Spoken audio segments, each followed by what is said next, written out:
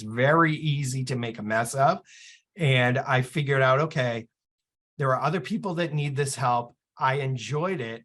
I saw that the stress I could take away by saying to her, hey, I can help you with this stuff and make things easier, and how much of a difference that made just to her kind of mental well-being.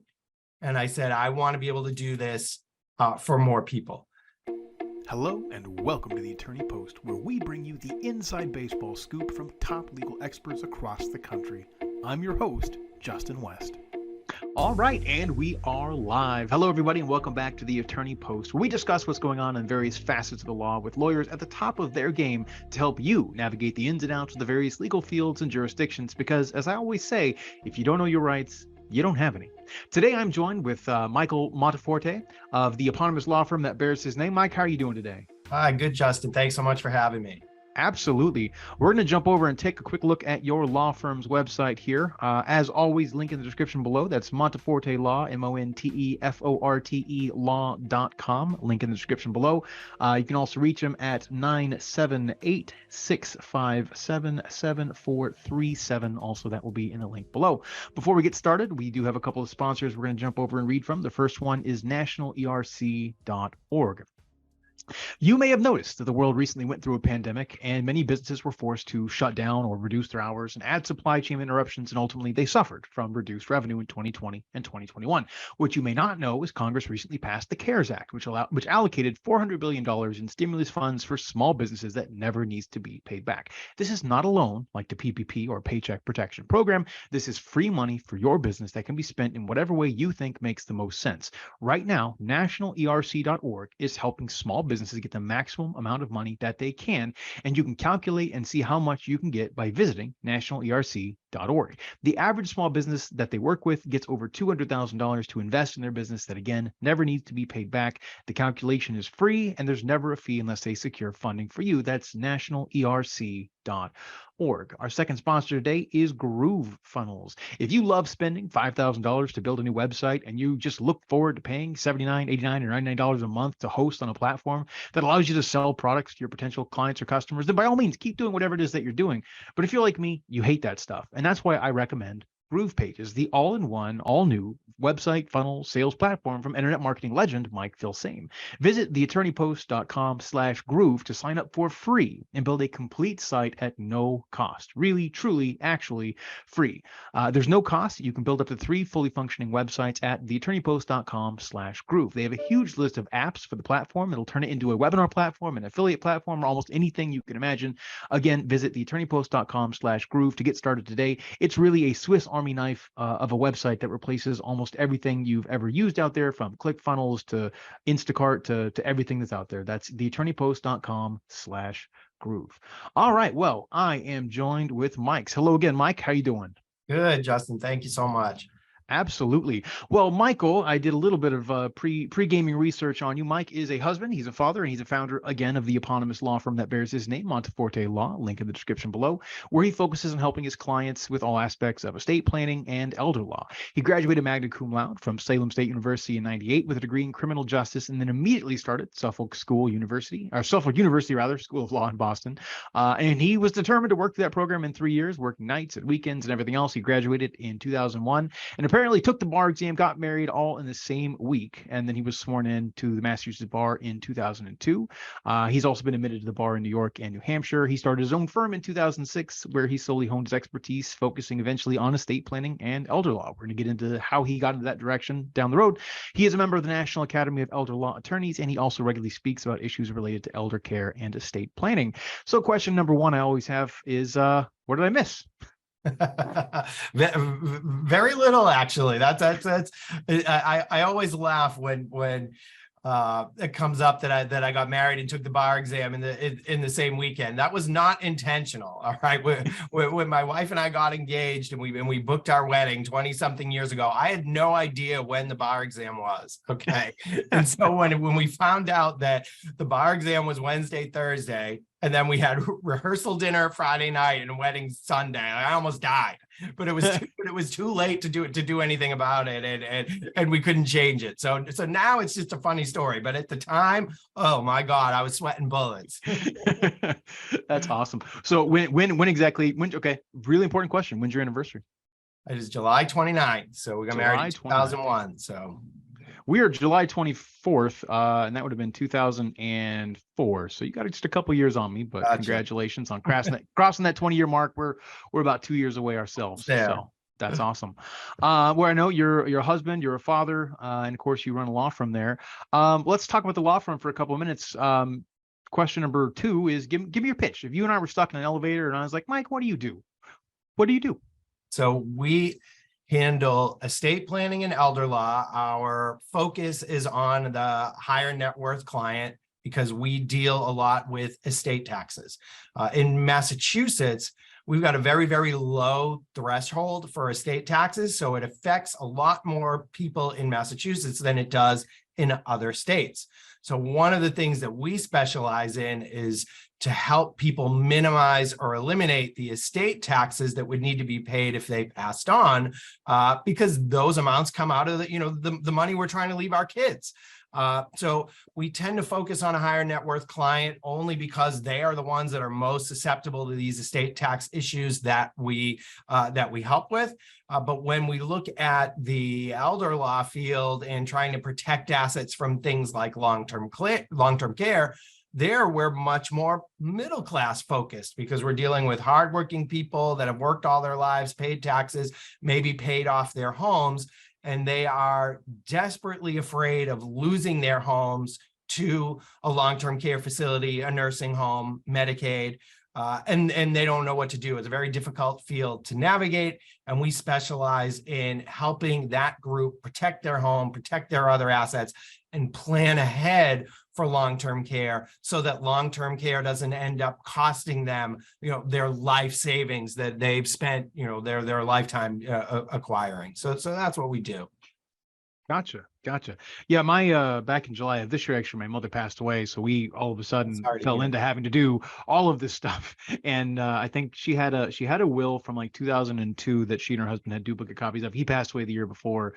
Is my stepfather, and yeah, it's just been a nightmare. She didn't have a lot of assets or anything, but even still, just trying to figure that stuff out is such a nightmare. So, and it drives me nuts. I don't know how you could find that you have so some people just have I don't want to say the mental capacity, but the mindset to want to do that sort of stuff. It drives me up the wall. So how did you settle on this aspect of the law? I know that you got your degree, where I say criminal justice before. Were you looking at law enforcement? Were you looking at going into criminal defense law, or did you just kind of get that and then stumble into law? How did you get into law? Like, what did you always know you wanted to be a lawyer, and then how did you get into elder law? I definitely did not always know that I wanted to be a lawyer. When I was a senior in high school, I was looking at engineering schools because I was good at math. It wasn't because I loved engineering. It's just, I was good at math, I should look at engineering. And I kind of, as an 18-year-old kid, trying to figure out what the heck I wanted to do with my life. And at that point, the idea of a lawyer was still kind of that, the movie version of attorneys, Tom Cruise in the courtroom saying you can't handle the truth. And I said, you know what, that's pretty cool. And I think it's something that I could do and that I could be good at. So I had to break down and tell my parents, okay, all those engineering colleges that we went and looked at, I'm scrapping all that. And I think I want to be a lawyer instead. And then they were cool with it and then very supportive. And if that's what you want to do. So I majored in criminal justice. I wasn't sure if I wanted to be a criminal lawyer, but I wanted to get a feel for it.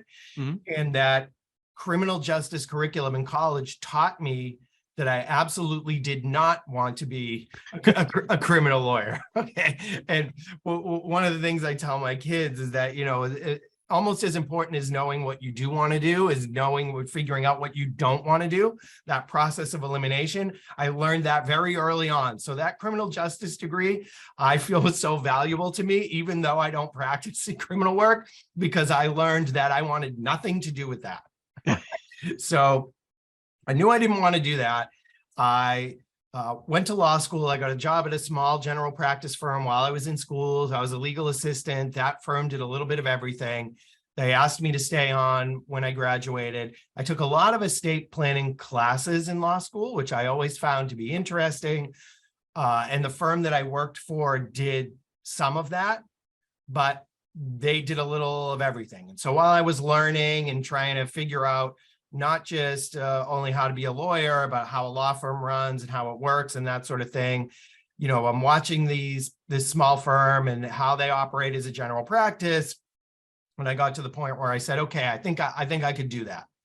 And so in 2006, I left that firm and opened up my own firm as a general practice. So I started out doing a lot of real estate work and some family law. I was still doing the estate planning, but when I first started, it was, hey, whatever you walked in the door with, if you needed it done, I could do it, right? But whatever was going to make the phone ring, I can do that. But as time went on, I wasn't always loving what I was doing, but I was making steady income, doing the real estate work. Real estate work is very time sensitive and time demanding.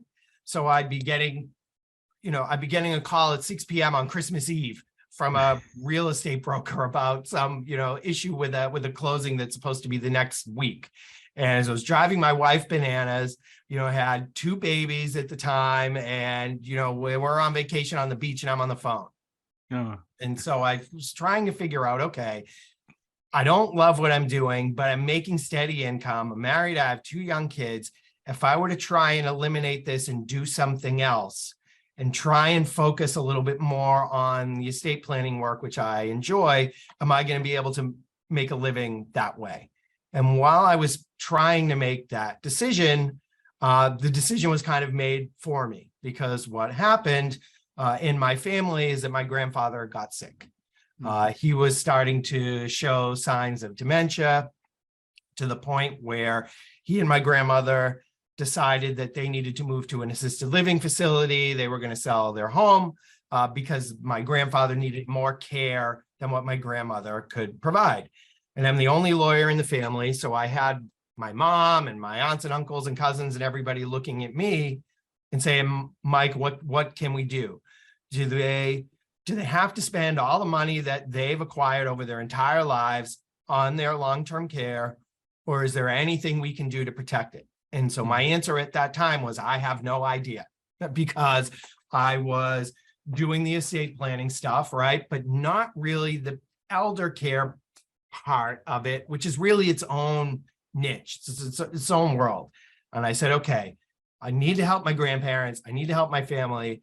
I have to learn everything that there is to know about this. I need to become an expert in this so that I can advise them. These are people that took care of me, and, big Italian family, or all together all the time, or in each other's lives all the time. And, my grandparents were super, super important to me. And I said, I have to figure this out. So at that point, I read every book I could. I attended every continuing education class I could. I talked to every estate planning lawyer that I could. And I just dove in head first to learn everything possible about it so that I could help them. And once I felt like I knew enough where I could give them some advice that would actually be useful and not dangerous, I did that, and I helped them as best as I possibly could.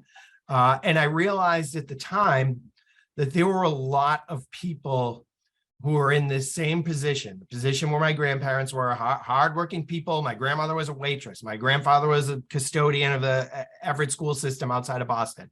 So they're blue collar folks, worked really hard, paid off their home, had some savings, weren't wealthy. If they were going to pay for all their long-term care on their own, they were going to go broke very, very fast. And I realized there's a need for this. There are lots of people that are in this position that don't know what to do. The elder law field is very technical, very complicated. It's easy to screw up if you don't know what you're doing, if you don't know how to do the correct documents. And there is some filling out forms and things like that. It's very easy to make a mess of. And I figured out, okay, there are other people that need this help. I enjoyed it. I saw that the stress I could take away from my grandmother by saying to her, hey, I can help you with this stuff and make things easier, and how much of a difference that made. just to her kind of mental well-being. And I said, I want to be able to do this for more people. Now they have both since passed on, but when I get a couple that's coming in either with a parent or a spouse that needs long-term care, and I see that same kind of stress relief where they're walking out the door a lot lighter than when they walked in, it, reminds me, okay, I'm trying to make my grandparents proud. I'm hoping somehow, some way that they still know and can see that. And that's the best part of my day. And it helps remind me of them. So that's my long-winded way of telling you how I got into elder law. But that's how. No, I mean, that's fascinating. Everyone has a slightly different journey. And, I found myself, I didn't get into law. I used to take the LSAT as a hobby. I used to take the practice ones. I thought they were a lot of fun. I love the logic questions and everything else. Apparently they're getting rid of the LSAT now. But, sometimes all of a sudden you find yourself having to answer a question you didn't think you're gonna have to answer just in life. And all of a sudden it throws you down the rabbit hole. And all of a sudden you come out the other side with a whole wealth of knowledge in a way that allows you to help other people. And sometimes it's a way that, you can also make a career out of, Right. So that's really kind of neat to hear that. So, Yeah. So let me ask you this, obviously, and I read this in the sponsor as well. We just got through with this whole pandemic thing. Ideally we're through it, whether or not the winter brings more stuff, who knows? But obviously that affected a lot of people. It affected the way that they practice law. It affected, I'm sure, a lot of your clients. And of course, dealing with elder law, you probably deal with a lot of older clients as well, who are simultaneously probably the ones most at risk from things like the coronavirus that we got through dealing with, but also are probably the people least able to adapt to technology. So Definitely. if you could talk for a minute, how did the pandemic affect you? How did it affect your practice? How did it affect your clients and your relationship with your clients? Absolutely. So a couple of different ways. And one of them is exactly the thing that you mentioned about technology. It's very easy for us to say, well, we can't do in-person meetings anymore. So we're going to do meetings via Zoom. We're going to do meetings like this. Older folks that didn't grow up with technology can really struggle with Zoom and FaceTime and video calls in general, unless they've got a family member that's there that can help them set it up and turn it on and get it going. It took away the ability that we would have to say, well, we'll just do the meeting by Zoom. The other thing about that older generation is they like to meet face to face. I can still talk to them on the phone and I can give my legal advice over the phone, but they like to sit down in a room with me across from the table, face to face, and talk. And so it became very, very difficult, where we had to immediately put safety measures in place, where we were doing masks and we were cleaning the conference room in the office constantly so that we could still do face-to-face meetings as much as possible. And it took some time and some adaptation to be able to do that.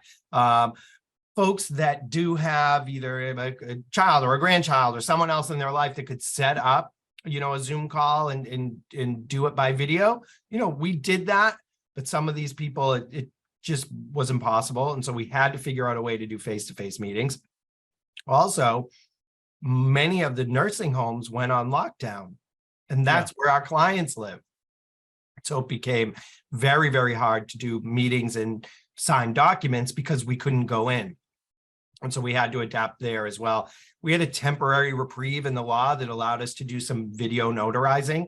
So that helped a little bit, but we had to reinvent the way that we do signing appointments and meetings because we couldn't go in there and see these folks. So it was difficult. It took a little time, but we adapted and we got it right so that we could still be there for these folks that really needed us at the time. Gotcha. How does video, I was actually going to ask that exact question. Then you said the word video notarizing. How does that actually work? Is that just like a DocuSign system, or is that like you literally have a notary watch on Zoom as they sign and then but they still have to stamp the paper somehow? Like, how does that work out? Just out of curiosity. It was a temporary exception they made in the law. It's already gone. It says that me as the notary can watch by video, you sign your document, wet ink signature. It's recorded. You mail the document back to me, and then I stamp it. And so for people that were in nursing homes that we couldn't physically go in, that we weren't allowed to, it was invaluable because we needed a way to be able to do this. They have since, they kept it in place for a while, but they've since removed it. So we can't do it anymore. But during that time, it made a huge difference for people who wanted to change or update their documents. And there was no way to notarize them other than this. But yeah, it was still a wet pen to ink signature, and we watch it through video. Gotcha. That's fascinating. And it's kind of neat to see how that happened. I know you probably do a lot of trial law stuff. I've talked to a lot of attorneys that they had to take depositions via Zoom, and they even a couple of them had to attend court via Zoom. And I always thought that was an interesting concept. In some ways it would be neat because the jury would be far more impartial, but at the same time, I know a lot of attorneys, especially I deal with like a lot of PI law, personal injury law, and they're like, I have to be able to read the jury, and if I can't make eye contact with them, the other guy says something and it's he says the wrong thing, and I could just look over at a juror and they look at me, and then we both just make this connection that I can't do that via Zoom. So it's so fascinating to me how Zoom changed everything. It's actually the reason, my listeners already know this, but it's the reason I relaunched the podcast the way I did, because I actually used to run this on Google Hangouts, and attorneys are pretty savvy, but even still getting them to like download the stuff to run Google Hangouts was a pain in the buttuckus. And then with Zoom, people like, this is some Chinese company. Should I trust this? Why do you want me to put this on my computer? But then the pandemic came along, and now everyone knew how to Zoom. And so now I just do everything via Zoom. And it's kind of neat because it forced everyone into that adoption of this technological paradigm, I guess. It gave us that nudge. Yeah, it definitely did. I do a lot of, in the elder law work that I do, we do applications for long-term care benefits. And when those applications are submitted, sometimes those applications are denied, and we have to appeal that denial.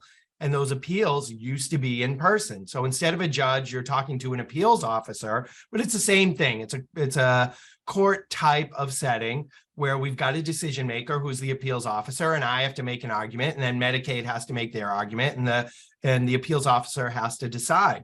And those all changed over to telephone hearings. So it's not even Zoom, no video whatsoever. And as of right now, that hasn't changed back. There's still telephone hearings.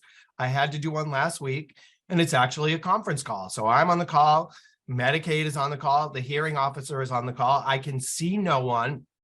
I have no idea whether the hearing officer is he understanding me? Is he or she on my side? Do they hate me? It's a total guessing game because I can't see them. So while it's nice that I don't have to get in my car and go drive to Boston to do this hearing, I would actually rather do that because being in the room tells me how I'm doing. And it's a total guessing game with this phone conference hearing stuff. Yeah, never know till the end. It did make for some funny clips on the YouTubes. One of my favorites is when people log into a Zoom account that their kids were using before, and their kid had some sort of a rather salacious name, and they don't know how to change it, or they have a filter on where they look like a mouse or a big block of cheese or something. So I'm assuming that never happened with you and your clients, where you showed up as a talking mouse. Well, luckily, no, but I sympathize with the people that it happened to. Or we'd see ones with people on Zoom, and they'd be in a room, and all of a sudden one of their kids come running through the background. And be, hey, how are you? There was that very famous guy who was interviewed on the BBC or something, and like his little toddler came running through the room. Yeah, absolutely. And I noticed that you are licensed in New Jersey and New York, or no, New Hampshire and New York. Two of the news, but not Vermont, not Connecticut. So do you practice law a lot up there? Do you see a lot of clients up there? Are most of your clients in the Boston area? Where's your normal client base? So most of our clients are in the Boston area, but there are lots of Massachusetts people that own a vacation home in New Hampshire. Gotcha. So in the kind of lakes area, we've got a family cottage there, or we've got a summer place in New Hampshire. So while I can help clients that live in New Hampshire and their primary residence is New Hampshire, southern New Hampshire is not far from where I am at all. It's maybe 20 minutes. So we do have clients that live in New Hampshire, but I'd say the vast majority of my kind of New Hampshire licensing comes into play when I've got clients that have both. They got a place here in Massachusetts, maybe a vacation house or a summer house up in New Hampshire, and we're trying to, my firm, we're trying to look at everything. We're trying to take a holistic approach to estate planning where we're looking at everything, not just we can help you with this one little thing. We want to cover your entire estate planning, world. So part of that means that I need to be licensed in places where our clients have property so that I can give advice and make sure that it's good and sound advice with regard to how that property fits into their overall estate plan. So I've got lots of Massachusetts, New Hampshire. We have some New York. I'd say I practice less in New York. We do have, again, some folks that my primary residence is Mass, and I've got a place in New Hampshire or New York, or a part-time place in New York because I work there sometimes. So I own, this small apartment there, and how do I deal with that? So while we are primarily Massachusetts based, we've got this group of folks that can have, these multiple state issues, and things like estate taxes are different state by state. And so in order for me to help them, I got to know what the heck I'm talking about. So I've got the licenses in these different places. We've got lots of Massachusetts people that have places in Florida too. But Florida has notoriously weird laws. So I have some colleagues that are experts in Florida estate planning that I bring in for those. But to New Hampshire and New York, I'm smart enough to handle that. Got to know when to outsource it and when not to, Right. I guess. So let me ask you this question now. Obviously, you've been practicing for a while. You seem like you have a very successful practice, and that's awesome. Congratulations on that. I always like to figure out, obviously, I'm sure it wasn't all smooth sailing. I'm sure there were a few bumps in the road, but sometimes it's those bumps that teach us the biggest lessons in life. I've always been a firm believer that there's no failure as long as you learn from the failure. It's just a slow burn win. So can you let our listeners know, Mike, about a time in your practice of law where you experienced something that you would consider to be, a failure, maybe a really big failure, maybe something didn't go your right way, maybe you forgot to fill out a form and somebody missed out on something or whatnot. But what did you learn from it, and how do you carry that forward to make sure you're giving the best care to your clients today? Sure. And that's something that, I used to hear from both my kids are in sports, and they've had coaches that said, you don't lose, you win or you learn. And I found that to be true in not just in sports, but in business as well. In Doing life this in general. right. And doing this as long as I have, you're right. It's not everything's going to be perfect all the time. Not everything's going to be smooth sailing all the time. I would say I've had issues where cases didn't go my way that I felt like I should have done, I should have done a better job in my preparation. So always being prepared, trying to figure out how to expect the unexpected, that plays a lot into my practice now. When we're doing applications for long-term care benefits, part of my job is to kind of preemptively think about every possible way that Medicaid might challenge that application. And knowing that ahead of time makes all the difference. But it took me getting burned a few times in order to be able to figure that out and say, okay, they're likely to come back at me with this, and this. How do I preempt that? How do I get ready for that? So there were times, on the legal side of things where those cases like that didn't go my way, or, I didn't get a decision I wanted, and, I ended up having to appeal to a next level that, looking back, I'd say really shouldn't have. I should have prepared better on the lower level to get it through. And then just overall business wise, some of my biggest mistakes have had to do with hiring, and hiring too fast, feeling like, all right, I need to fill this position right now because maybe someone left, or we had to let someone go, and now there's this hole, and I need to fill this hole. And maybe 3 people applied for the job, and none of them are all that great, but I just need to pick someone because I need to fill this hole, instead of waiting and trying to get, maybe taking a little bit longer and getting the next group of people. Instead, no, I got to choose one of these people that applied, even though none of them are blowing me away, but I just need somebody in that seat. And those tend to be the ones that I rushed to hire that didn't end up working out in the end. So I feel like taking the time with the hiring process is something I've learned, and I've learned it because I've screwed it up in the past, and I've rushed it. So I understand that. I have a terrible time with delegation in general, and I have a terrible time hiring. I've had a few employees over the years, and I think I'm probably a terrible boss just because I don't know how to tell them to do the things I want them to do the way. Like I know what I'm going to do. I'll just take care of it. You can just double check my work later or something. It's just so that's a me thing. But I think you run a slightly larger company than I run. You have I saw your About Us page. You have about 10 or so employees. 1, 2, 3, 4, 5, 6, 7, 8 or 9 employees at least. Yeah, we're 10 now, including me, we're 10. Including you. Yeah, yeah, it's kind of important. You're you are the masthead, right? Well, so let's talk about the flip side then. I'm sure in your practice of law, obviously helping your grandparents would have been one of them, but I'm sure there's been a couple of moments where you've just had a gleaming success, a feather in the cap, so to speak, the moments in practicing law where you were just kind of vindicated, like, yeah, this is what I'm supposed to do. I can't believe we got this win, or things turned out even better than you thought. So can you let our listeners know, Mike, about 1 or 2 times in your practice of law that you're just really proud of the way things all kind of unfolded? Yeah, sure. I have one that jumps to my mind right away. It had to do with an application for long-term care benefits that we did for an Army veteran. And he was going into a nursing home. His son came to us, asked us to file the application for long-term care benefits for this gentleman. Similar situation to my grandparents, hardworking people, paid off a home, not wealthy. And we're trying to see if they could protect their house and, not exhaust every penny that this man had saved over his entire life on his long-term care. And so we applied for long-term care, and they denied the application. I said, okay, why did they deny this application? Well, they had requested certain documents from us by a certain date. And they were saying that they didn't receive these documents from us by the date that was required. Now, having been through this as many times that I have, I don't send anything regular mail. Everything that I send out is trackable. And we had sent these documents by UPS, and we had proof of delivery. So I had proof of delivery of when these documents arrived at the Office of Medicaid and that they were signed for.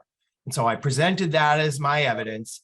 And the caseworker from Medicaid came back and said, no, that's not good enough. We still don't think we received them. Application denied. So I appealed, and I appealed to Medicaid has their own appeals board. Okay, so you're asking Medicaid to overrule themselves, right? So you can imagine how well Sounds like a nightmare, right? So I said, it's okay. I've got a cut and dry issue here that we appealed. I said to the appeals officer, here's my proof of delivery. It was signed for by this person on this date. The appeals officer denied the application. They still said that they felt that UPS's proof of delivery still wasn't enough proof that the documents were delivered on that date. Okay, so they're fighting with me about the mail, not this person's assets, not their income, not their money, the mail. Okay, now months and months and months are going by during this process, and at this point, the nursing home is owed over $100,000. So when the appeals officer denied the case, I appealed to the next level, which is the Superior Court here in Massachusetts. So I prepared the complaint, I filed it with the court, and I said to our client, I am going to make these people look so foolish when we go into court in front of the judge, and I explained to them that they're arguing to me about the mail and that I have proof of delivery, but they wouldn't back down. I filed everything with the court. I served the complaint on the Office of Medicaid. They received it. 2 days later, they called me and told me that they changed their mind, and that they were approving the application. So this was one where it wasn't even a legal argument. It was more of me I couldn't even believe that they were fighting with me about this. And it was funny, right now, we have never had an application that we filed that we haven't been able to get approved. So we have a 100% success rate with our long-term care applications. And I'm saying, not only am I going to lose my 100% rating over a mailing issue, but this poor guy that we're trying to help is the one getting hurt over an issue with the mail. Well, after we filed with the court, Mass Health called, they said, we changed our mind, application approved. And I forced Medicaid to write a check for over $100,000 to the nursing home for this gentleman. And I tell you, once we got that, and there was no explanation with the decision, nothing. They just sent me an email that said applications now approved. And we were on cloud 9. I mean, we were in our waiting area, dancing when we got this decision, to the point where I still don't, it took me a little while to even believe it. I was kept being afraid they were going to call me back and say, we made a mistake. We're denying, we're denying it again. But being able to force them to write that check, that one felt good because of this petty fight over the mail for God's sakes. So that was that reminds me of like it was an old Saturday Night Live skit, and I think it was something like Jiffy Express, and it was a FedEx or UPS delivery service for when you were really late on something and it needed to be like last week, and so like they would deliver the thing, but it would be all beat up and broken, and like, oh sorry, yeah, it was our fault, right? And so they would fake getting it there at the wrong time or whatever. But this is like just the absurdness of bureaucracy. Oh my God. Yeah, most definitely. Well, it was probably not the only fight of that type that I've had with them, but it was the worst one, and it resulted in the biggest check being written. So it was a huge, just awesome day. No, that's crazy. That's awesome. Yeah. So let me ask you this. We'll go back into the weeds here for a couple minutes. But I love the high notes like that. I love that story. This is fun. Like, I feel vindicated for you. I'm sure that people come to you with lots of questions on a regular basis. A lot of websites, I didn't actually check yours or not, but we'll have like a FAQ, frequently asked questions or something like that. And I'm sure you get asked a lot of very, very common questions, but I'm sure over the years you've probably developed, if you were to think about it, like a mental checklist of SAQs or should ask questions that people should be asking, but they always fail to ask, or questions they should be thinking about, before they come to talk to someone like you, or, when they're thinking about, do I need to talk, do I need to start planning for my estate? Do I need to start doing these things? What are some of those questions that people really need to focus on and really need to be thinking about, especially if they're, maybe later in life or maybe younger than most people think that they would need to start? What are some of those SAQs, those should ask questions that people fail to ask? Sure. And that's one of the biggest ones is, when should I start? People ask, do I need an estate plan? Do I need to be wealthy in order to need an estate plan? And what I tell people with that is, especially here in Massachusetts, if you don't have an estate plan, the Commonwealth of Massachusetts has one all ready for you. It's all written out, and it says exactly where your property is going to go if you pass. And a lot of the time, it's not where you would want it to go. So when people ask, do I need an estate plan? The answer for 99% of people is yes, you do, because you don't want the Massachusetts version or whatever your state has. People ask, when should I start?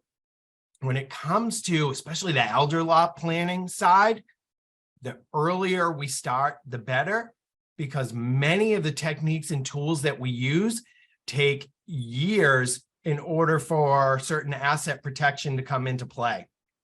Right. So Medicaid has this 5-year look back, they call it, where once you apply for benefits, they can look back 5 years at everything that you've done financially. And they're looking at, did you transfer a house? Did you give money to your kids? All that stuff. And so a lot of our planning tools have to be done early, at least 5 years before we're applying for benefits. So it's the earlier, the better, so that we get that clock ticking. When my grandfather got sick and I was trying to figure out, what information do we need? How, what is it that we can do? They had missed the boat on a lot of stuff, because at that point he needed long-term care, and we didn't have the ability to start early because we didn't visit it until he got sick. So when people ask, when should I start? For most of the people, I'm telling them the answer is now. I've written a couple of books on estate planning, and the first book that I wrote is it's information that I felt like we would have wanted at the time when my grandfather got sick. What information would be helpful to us at this time in order to get started? And so I wrote that book with that in mind. And the title of that book is Planning Ahead, because the key to a lot of this stuff is starting early. So those are the biggest, when to start. Well, the earlier, the better. Do I have to be wealthy in order to do this? No, you absolutely do not, because the state you live in has a plan for you, and you're not necessarily going to like it. That's why you need to do your own. So those are the biggest. No, that makes a lot of sense. And I'm sure that's, those are the questions people don't think about. I honestly never thought about starting at least 5 years before I plan to need it. But I mean, that makes a lot of sense, because you want to start dispersing your assets in a way that don't affect what you do and don't get. So that's Yeah. I'm in my early 40s. I've got a little bit of time, but yeah, I should probably look into it sooner rather than later. I've got 5 kids, so gonna have to make sure they're taken care of. Right. You might be in a position where we're looking at the estate planning side and passing on of assets, and maybe we don't need to do the elder care protection. But what happens is you get an attorney, a good attorney, and you're in their pipeline. Yeah, you're going to talk to them at 46 and at 47 and 48. They're not going to give you documents and wave goodbye to you. They're going to stay in your life year after year. And now when you're in your 50s or even your 60s, and it becomes, okay, some of this planning now we're in crunch time. We need to do this so that we get our 5-year clock ticking. A good attorney is going to be with you on that journey. So even though you're starting it early and you might not need the elder care side yet, but we do the estate planning stuff for your kids, but then they're there with you as you go on and as you go to different phases of your life, working, retirement, and then planning for long-term care. All these pieces have to fit together. Gotcha. That makes a lot of sense. And again, it's the type of stuff that I think the average person just doesn't really think about, but probably should. Yeah. Because as you said, the state has a plan for your assets if you don't. And yeah, it's kind of a terrifying thought, actually. And I've heard a lot of families falling apart over, state estate issues and things going to probate and, brother against brother or sister against sister and so on and so forth. So, putting down a plan to try to make sure that stuff doesn't happen and to keep the family together when you do pass, I guess, is definitely a very important thing. So, well, here in a minute, I appreciate the time you've given us so far, and I don't want to take up the entirety of your afternoon. You've already been very generous with your time. So in a minute, I'm going to ask you a couple of more playful questions. Okay. The first one is going to be, I have my magic pen here. My listeners know my magic pen very well. And this magic pen allows us to go back in time. And we're going to meet a young Mike, fresh out of law school, maybe, or even fresh out of getting his criminal justice degree. And I'm kind of curious what advice you give yourself, so you can percolate on that for a minute. And then the magic pen also allows you specifically to change, edit, or add a law to the books. And again, this can be a major law that has nationwide, even worldwide, sweeping ramifications, or it can just be changing that stupid little piece of law that makes you fill out a form in triplicate 5 times a week, right? It could be really big or really small. So think about that. While you're thinking about that, we're going to jump back over really quickly and we're going to take another look at your website. Also, I did notice you guys have a free seminar. It looks like it's an email seminar on estate planning. It's a 5-day email seminar, which is a really neat option, it looks like. So I'd throw that out there. I don't know if you have any words about that or if that's put on by Nicole, who looks like she's one of your assistants or helper attorneys. So on paper, she is my second in command at the office, but the reality is she's probably my boss. She wears the pants at the office. She's really smart. I do what she says. So that email seminar is a series of videos. The videos are put on by me. I'm talking about various topics in estate planning and elder law. The videos are pretty short, but they give a lot of good information especially for people that just don't know where to start and they're trying to learn a little bit. Maybe they're not ready to go see a lawyer yet. They want to do a little bit of research. They're hearing the information from me instead of trying to go search around on Google, or maybe they're finding information that's outdated or doesn't apply to the state where they live in, or just is complete wrong. By doing this, they're getting videos. There's a 5-day on estate planning and there's a 5-day on elder law. They're short videos, but it's all good, accurate, up-to-date information that they're getting directly from me. No charge. It just helps them learn a little bit. Even if they're thinking about going to see a lawyer, it's a good way to prepare because it helps them come up with questions to ask when they go in. Awesome. And I always like to point out whenever I deal with an attorney, I always love to see what their ratings look like. You guys have, it looks like 5 stars across the board, lots of great reviews on Google, Facebook, etc. I think I saw on your homepage some great AVO ratings, and I think did I see Martindale Hubble on here too? They always blur together after a while, but you've got some great reviews, great ratings, lots of people writing lots of good stuff about you. So clearly you guys are doing something right. So as always, again, down in the link below, you guys will see montefortelaw.com, particularly if you're in the Massachusetts area or New York or New Jersey or New Hampshire. You can visit montefortelaw.com. Up here at the top is that email, the button for the email seminars. Feel free to jump on those. I'm going to read from our last sponsor here, and our sponsor is actually my own company, Rank with News. If there was a guaranteed way to get your law firm or your business in major national publications like Yahoo News, Forbes, Bloomberg, AP News, Reuters, etc., and then see those articles rank locally, sometimes in under 8 hours for major competitive keywords that most people were looking for, and rank sometimes 2, 3, 4, 5 times on page one. What else would you need to know? Rank with News is simply the most powerful way to hit page one in under 2 weeks safely, organically, and often permanently. This is essentially guaranteed SEO or search engine optimization on steroids, ranking quickly and sticking long term. Visit rankwith.news to learn more and to book a time to speak with yours truly or a booking specialist about featuring your firm or your business in major national 8-figure traffic that can launch you to page one in a matter of hours and help you dominate your local marketplace. That is rankwith.news. All righty. Magical time. Number one, I'm going to give you Yonder Pen. And with Yonder Pen, we're going to travel back in time and meet a young Michael Monteforte, fresh out of law school. And he's about to get a job at a general practice law firm, right? Maybe. And you can give him a little bit of advice. Now, obviously, buy some Bitcoin. Trust me, it's going to hit like 80K. Aside from that sort of advice, what advice would you give a young version of yourself, and of course, by extension, other attorneys who are maybe just fresh out of law school and trying to figure out what it is they want to do? So absolutely. So I have two things in mind. Number one is marketing. That's a huge one. When we're in law school, at least when I went, many moons ago, they don't really teach you about marketing. The idea is that if you are a good lawyer and you practice law very well, the clients will come. And maybe that advice was good 20 or 30 years ago, but nowadays it is a different world.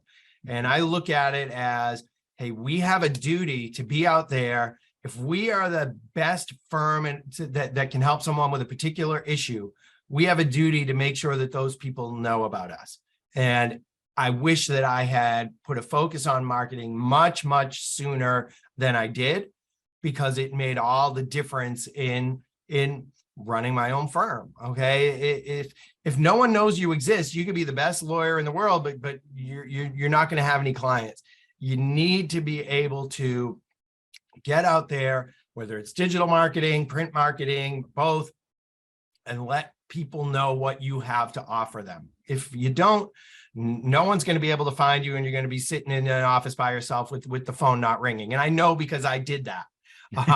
So would definitely want to give myself advice about putting a focus on marketing earlier. It made all the difference for me in growing my practice. The most important thing that I've done.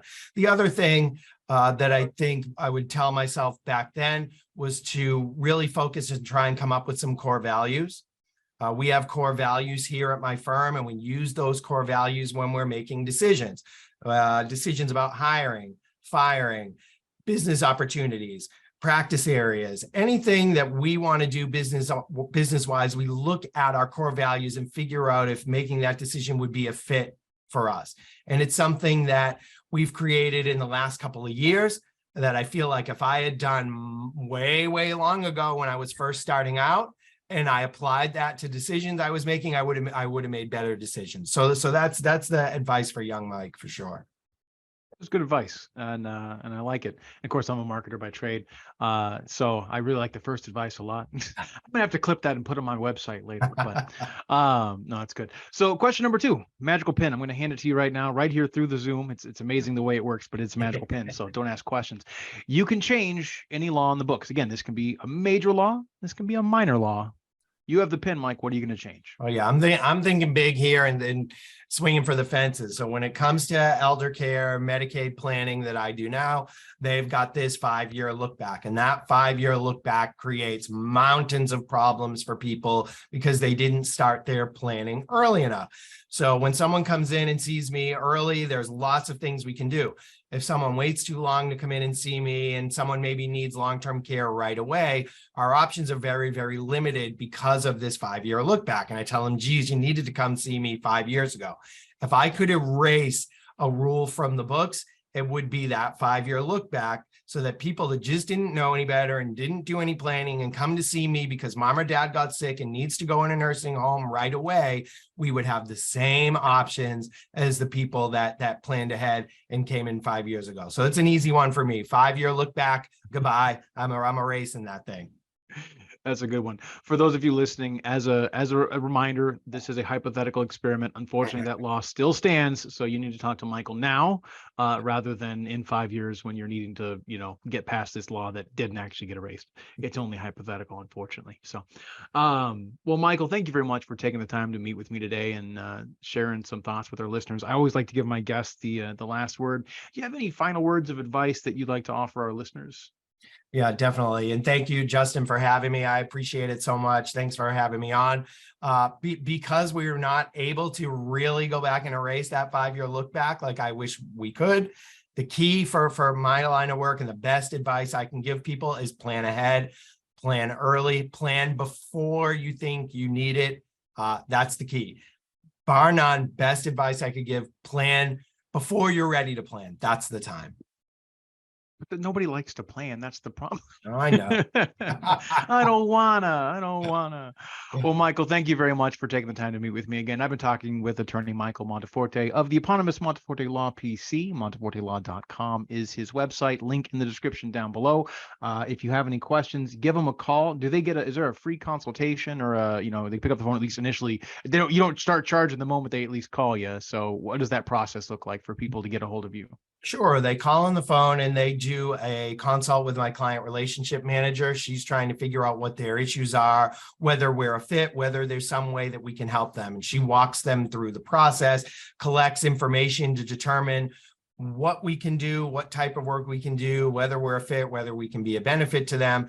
Then if it is determined that they've got some issue that we can help with, some way for us to help them, then they can schedule a planning session with me. So starting with our client relationship manager, that's step one. Then step two is coming in to see me. She makes sure that they don't waste their time coming in to see me and that there's nothing I can help with. So she's the one that guides them. She's a lot smarter than I am. So, make sure that it's somebody that I can help and something I can actually do. The key to all good business is hire people smarter than yourself. Most Absolutely. definitely. I've made a career out of doing that. That's awesome. Well, this has been the Attorney Post. Again, I've been chatting law with Michael Monteforte of the eponymous Monteforte Law Firm. As always, though we do deal with legal topics on this podcast does not constitute legal advice. And if you do have a legal issue, you should always seek the legal advice of a competent attorney in your area who focuses on the matter you need help with. Obviously, if you live in the Boston, Massachusetts area or New Hampshire, New York, etc., I can confidently say it sounds like Mike would be a really great resource for you. At the very least, visit his website, take the free 5-day email seminar, and get informed. Because again, as I always say, if you don't know your rights, you don't have any. You've been listening to the Attorney Post. If you're watching this on YouTube, we always appreciate a like, a subscribe, and a share. Feel free to comment down below with any questions you might have for myself or my guest, Mike, in this particular episode. And as always, if you're listening to this on any other podcast channels, we always do appreciate a like, subscribe, and share there as well. Until next time, this is Justin signing off. Thank you guys for listening. Thanks, Justin. This was awesome. Thank you. Absolutely.